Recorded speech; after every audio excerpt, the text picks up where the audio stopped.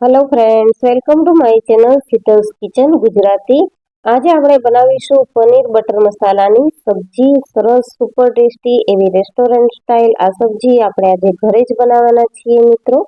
તો recipe video and સુધી જરૂરથી જોજો. અને જો મારી ચેનલ પર નવા આવ્યા હો તો ચેનલને સબસ્ક્રાઇબ જરૂરથી કરજો. પનીર બટર મસાલા આપણે રેસ્ટોરન્ટમાં તો ખાતા જ હોઈએ છીએ, પરંતુ ઘરે પણ આજે હું એકદમ સરસ એવી રેસ્ટોરન્ટ સ્ટાઇલ જ બનાવવા જઈ રહી છું.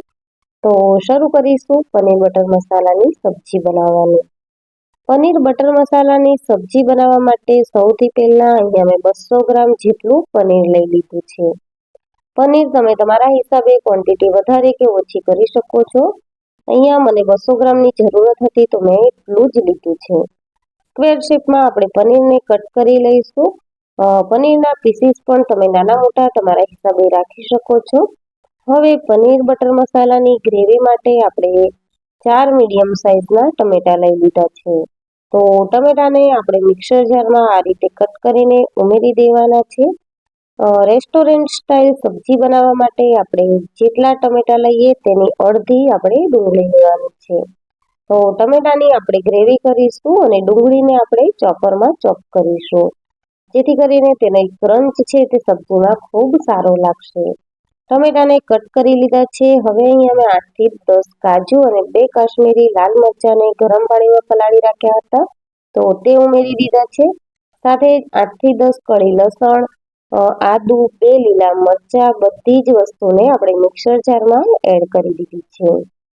આ બાજુ મેં 2 ડુંગળીને ચોપ કરી લીધી છે અને અહીંયા મેં પનીરને સાતળ્યું છે, પરંતુ તમને બતાવવામાં રહી ગયું. તો અહીંયા મેં તેલ અને બટરમાં થોડું કાશ્મીરી લાલ મરચું, હળદર પાવડર અને મીઠું ઉમેરી અને પનીરને આ રીતે સાતળી લીધું છે.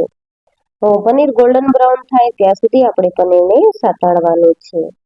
તો પનીર આપણું ગોલ્ડન બ્રાઉન કલરનું થઈ ગયું છે. હવે હું તેને અલગ બાઉલમાં કાઢી લઈશ અને એ જ કઢાઈમાં આપણે સબ્જી બનાવી દઈશું. તો આ રીતે બધું જ પનીર સારી રીતે શેકાઈ ગયું છે.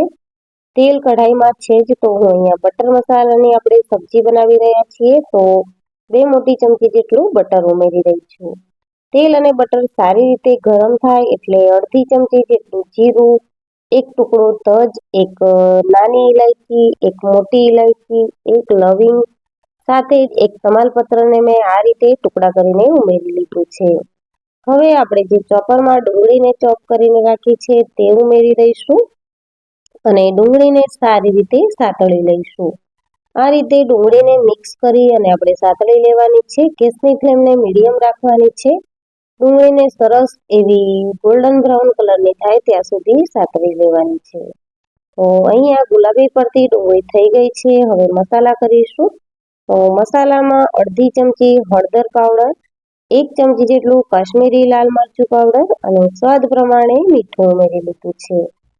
મીઠું આપણે પનીરમાં પણ ઉમેર્યું હતું, એટલા માટે અહીંયા ધ્યાનથી ઉમેરીશું. તો ડુંગળી સારી રીતે સતળાઈ ગઈ છે, તો જે ટમેટા, કાજુ, મરચાંની ગ્રેવી બનાવીને રેડી કરી છે તે ઉમેરી લઈશું અને ગ્રેવીને પણ સારી રીતે સાતળી લઈશું. ગ્રેવીને આપણે ત્યાં સુધી સાતળવાની છે જ્યાં સુધી તેમાંથી તેલ છૂટું ન પડે. તો આ રીતે કવર કરીને 5 મિનિટ જેવું ગ્રેવીને થવા દઈશું. તો તમે જોઈ શકો છો કે ગ્રેવીમાંથી તેલ છૂટું પડી ગયું છે. બટર મસાલાની સબ્જીમાં બટરનો ભાગ વધારે રહેશે, એટલા માટે આપણે તેલ ઓછું ઉમેરીશું. છતાં પણ બટર અને તેલ સારી રીતે ગ્રેવીમાંથી છૂટા પડી જશે. મસાલામાં આપણે 1 ચમચી જેટલો ધાણા જીરું પાવડર ઉમેરીશું. સાથે જ અડધી નાની ચમચી જેટલી ખાંડ ઉમેરીશું. ખાંડ ઉમેરવાથી આખી જ સબ્જીનો ટેસ્ટ છે તે સરસ એવો બેલેન્સ થશે અને સબ્જી ખાવામાં ખૂબ જ સારી લાગશે. 1 થી 1.5 ચમચી આપણે પનીર બટર મસાલા ઉમેરીશું. જો હોય તો ઉમેરવાનો, ન હોય તો તમે સ્કીપ પણ કરી શકો છો. પણ આ પનીર બટર મસાલા ઉમેરવાથી તેનો ટેસ્ટ છે તે થોડો વધારે સારો આવે છે. જરૂર મુજબ પાણી ઉમેરી અને ગ્રેવીને આપણે મિક્સ કરી લઈશું. ગ્રેવીની થિકનેસ આપણે આ રીતની જ રાખવાની છે. જો તમારે વધારે પતલું કરવું હોય તો તમે વધારે પાણી એડ કરી શકો છો. સાતળીને રાખેલું પનીર એડ કરી દઈશું અને કઢાઈને આપણે 2 મિનિટ જેવું કવર કરી લઈશું. તો આ રીતે 2 મિનિટ જેવું કવર કરીને રહેવા દીધા બાદ આપણે સબ્જીને ફેરવી લઈશું અને તૈયાર છે આપણી પનીર બટર મસાલાની સબ્જી. તો લીલા ધાણા અને કસૂરી મેથી ઉમેરી અને આપણે સબ્જીને સર્વ કરીશું. આ રીતે મિક્સ કરી લેવાનું છે અને જો તમારી ગ્રેવી પરફેક્ટ બની હશે તો સબ્જીનો ટેસ્ટ છે તે ખૂબ જ સારો આવશે. 1 ચમચી જેટલી કસૂરી મેથીનો પાવડર ઉમેરીશું. સાથે 1 થી 2 ચમચી જેટલા લીલા ધાણા ઉમેરીશું અને 2 ચમચી આપણે ક્રીમ ઉમેરવાનું છે. ક્રીમ ઉમેરવાથી બટર મસાલાની સબ્જીનો ટેસ્ટ છે તે એકદમ રીચ થઈ જશે અને ખાવામાં ખૂબ જ ટેસ્ટી લાગે છે. જો તમારી પાસે ક્રીમ ન હોય તો તમે ઘરની દૂધની ફ્રેશ મલાઈ પણ વાપરી શકો છો.